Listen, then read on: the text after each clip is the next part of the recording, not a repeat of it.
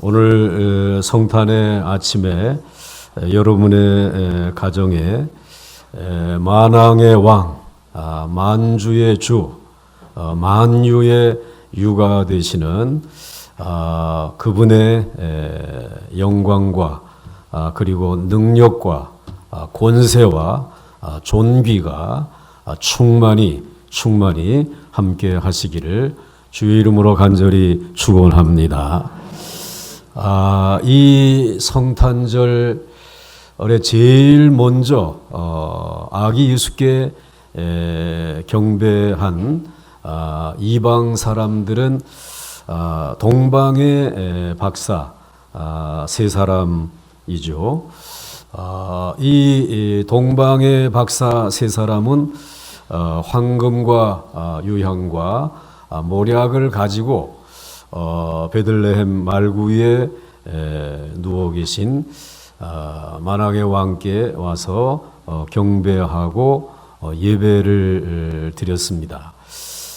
그런데 성경에는 그분들의 이야기만 기록되어져 있지 사실은 기록에 의하게 되면 또 다른 네 번째 박사가 있다라고 하는 것입니다. 그런데 이 네 번째 박사는 함께 경배하기로 약속을 하고 만나서 오기로 했는데 그만 사정이 여의치 않아 가지고 함께 대열에 참여하지 못했다고 합니다. 그 페르시아에서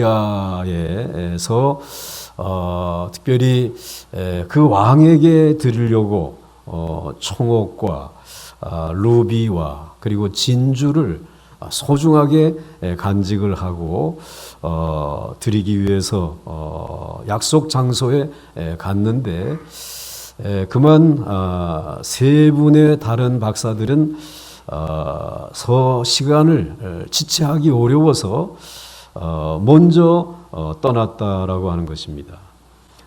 그래서 자신이 혼자서 그 길을 찾아가야 하는데 산을 넘고 물을 건너서 먼 길을 가는 동안 너무 힘들어서 어느 나무 아래에 지쳐서 쉬고 있는데 그 곁에 부스럭부스럭 소리가 나는데 보니까 병든 사람이 누워 있더라는 것입니다.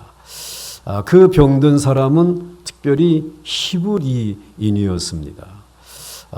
그 히브리인이 병들어 누워 있는데 그분을 치료해 주어야 될 것 같은 생각이 들어서 자신이 가지고 있는 그러한 약과 그리고 기름을 다 주면서 그를 치료해 주었다고 합니다. 그때에 그분이 그 치료를 받은 히브리인이 묻기를 이름이 무엇입니까? 나는 알타반이라고 하는 사람인데 이 동방에 이 유대의 한 왕이 태어난다고 하는 이와 같은 그 소식이 널리 퍼져 있어서 나는 지금 유대의 예루살렘으로 그 왕을 태어나신 그 새 왕을 경배하기 위하여 가는 길입니다. 라고 이야기를 했다는 것입니다.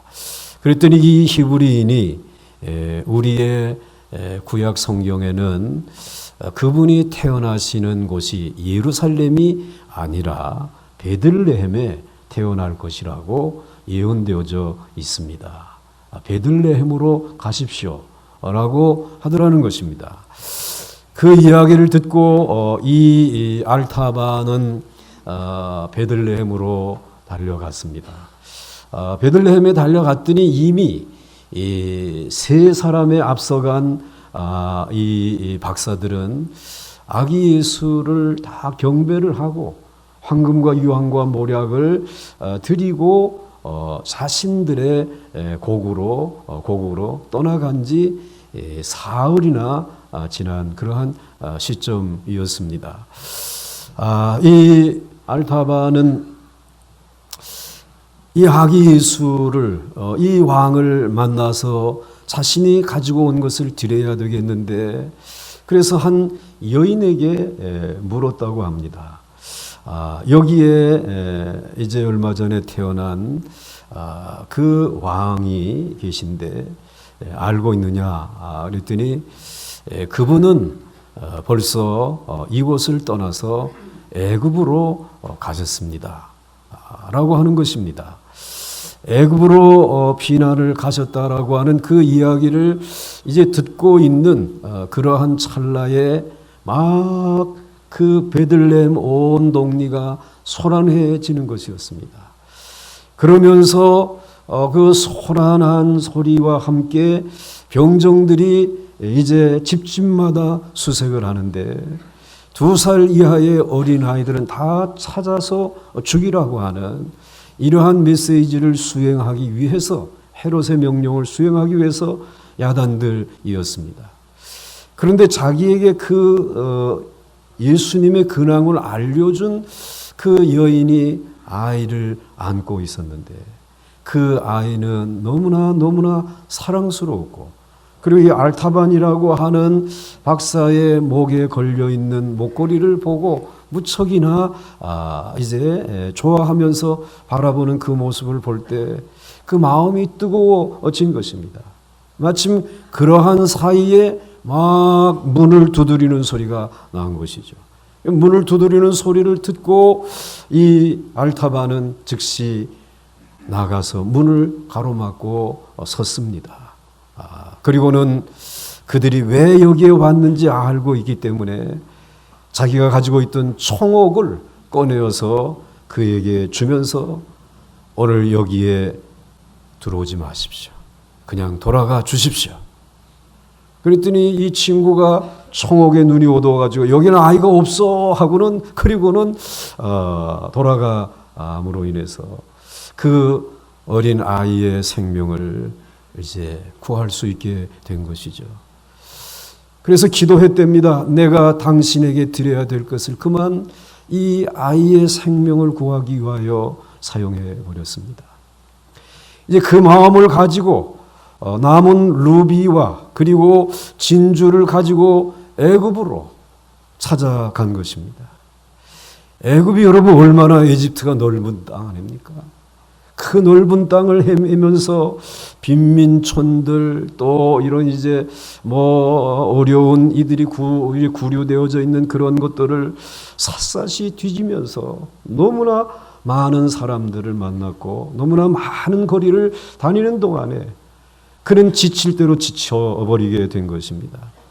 그래서 그는 자기를 이제 지키기 위해서 그 빈민들과 함께 두 번째 보석이었던 그것을 루비를 팔아서 함께 양식을 나누고 생명을 부지했습니다. 또 기도한 거죠. 내가 당신에게 드려야 될 이 귀한 것을 여기에서 이들과 그만 다 소진하고 말았습니다. 그리고는 세월이 흘렀습니다. 한 33년의 세월이 지났습니다.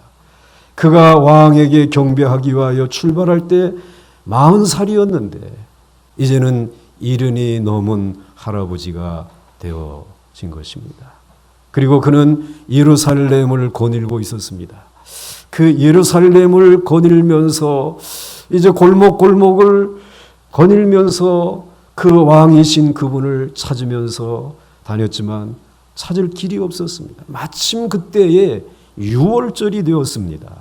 그 유월절에 그 곳에 많은 사람들이 모였는데 모두가 다 어디론가 막 소리를 지르면서 달려가는 모습을 보았습니다. 왜 어디로들 가는 것이요? 아니 당신은 예루살렘에 거하면서도 지금 그 소식도 모르고 있어? 지금 강도 2사람이 십자가에 처형을 당합니다. 처형을 받습니다. 그런데 그 사이에 우리가 메시아로 기다렸던 그분이 그곳에 같이 십자가에 처형을 당합니다. 그분은 생전에 우리를 사랑하신 분입니다. 그분은 생전에 병든 자들을 치유해 주신 분입니다. 그는 생전에 이곳에 있는 수많은 사람들에게 소망을 주고 사랑을 베풀어 주신 분입니다. 라고 하는 이야기를 해 주었습니다. 이때에 이 알타바는 그래, 내가 마지막까지 간직하고 있는 이 진주를 그분을 속량하는 일에 사용해야 되겠다라고 그런 마음을 가지고 발걸음을 옮기려고 하는데 또 한편에서 한 소녀가 끌려오고 있었습니다. 힘센 사람들에 의해서 끌려오는데 옷은 찢기고 그리고 머리는 흐트러져 있는데 그 소녀가 이 알타반을 보면서 소리를 지르는 것이었습니다. 정말 선하게 생기신 할아버지, 나를 좀 구해 주세요. 내 아버지가 빚을 지었는데 그 빚을 청산하지 못해서 내가 이 주인에게 지금 끌려가고 있는 것입니다. 좀 살려주세요. 소리를 다급하게 지르는 것이었습니다. 알타바는 내 이 마지막 남은 진주는 그분을 위해서 그분을 속량하는 데 사용해야 되겠는데 오늘 이 소녀의 그 처참하고 불쌍한 형편을 보고 그는 다시 기도를 드리고 제가 이 소녀를 속량하는 일에 이 마지막 진주를 사용하겠습니다. 그리고는 그렇게 진주를 내어서 그를 속량하는데 마침 지진이 일어나고 흑암이 덮여지면서 그러면서 벽돌 하나가 날아와서 이 알타반의 머리를 친 것입니다. 알타반은 피를 흘리며 쓰러졌습니다. 그는 숨이 넘어가기 직전이었습니다. 그런데 그때에 소리가 들렸습니다. 하늘에서 소리가 들리기를 마태복음 25장 35절과 36절에 내가 줄일 때에 내가 먹을 것을 주었고 목마를 때에 마시게 하였고 나그네 되었을 때에 영접하였고 헐벗었을 때에 옷을 입혔고 병들었을 때에 돌보았고 옥에 갇혔을 때에 와서 보았느니라. 이런 음성이 들리는 것이었습니다. 그때 이 알타바는 내가 언제 그런 일을 하였느냐고 37절 이하의 말씀은 대답하여 이르되 주여 내가 어느 때에 주께서 줄이신 것을 내가 보고 음식을 대접하였으며 목마르신 것을 보고 마시게 하였나이까.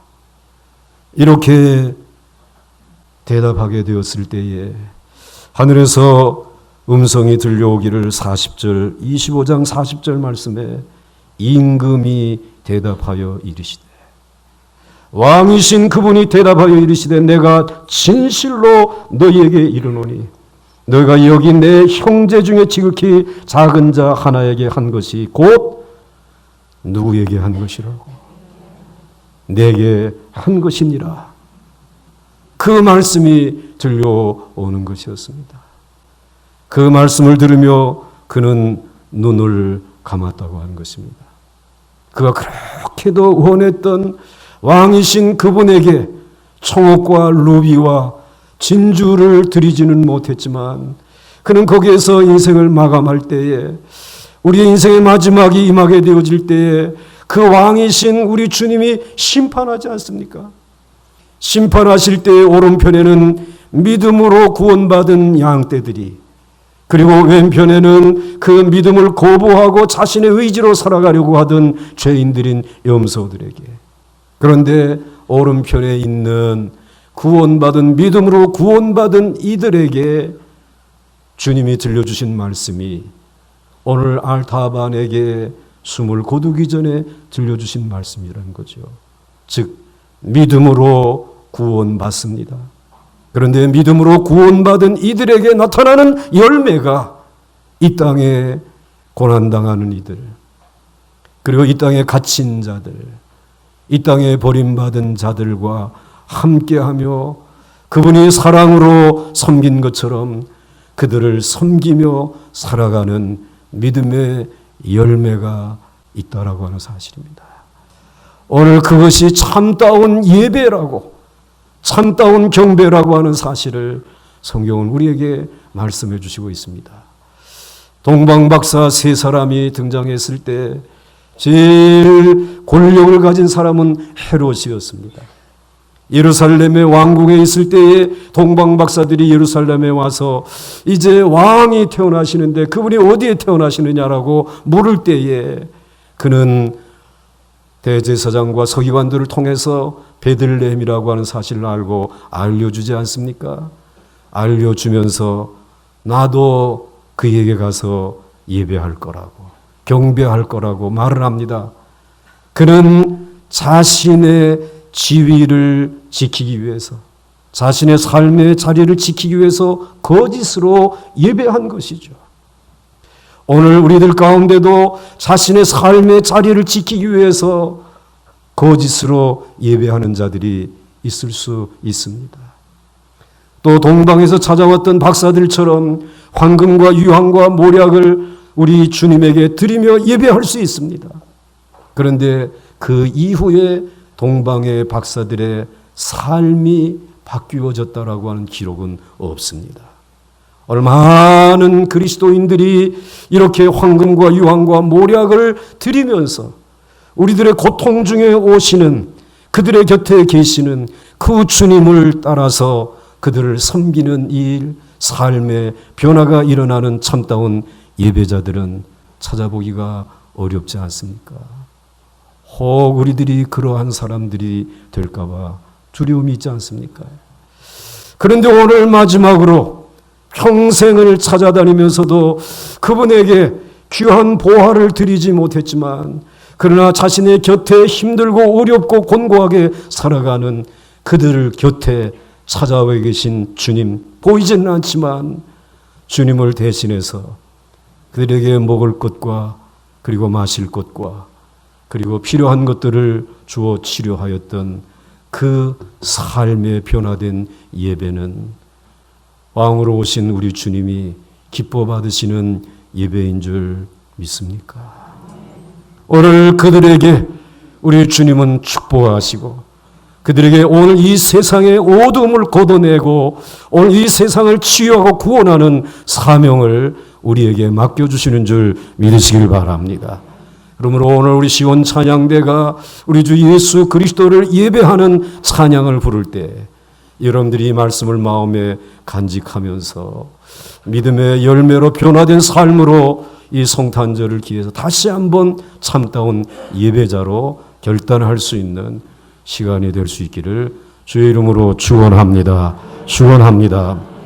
함께 찬송하겠습니다.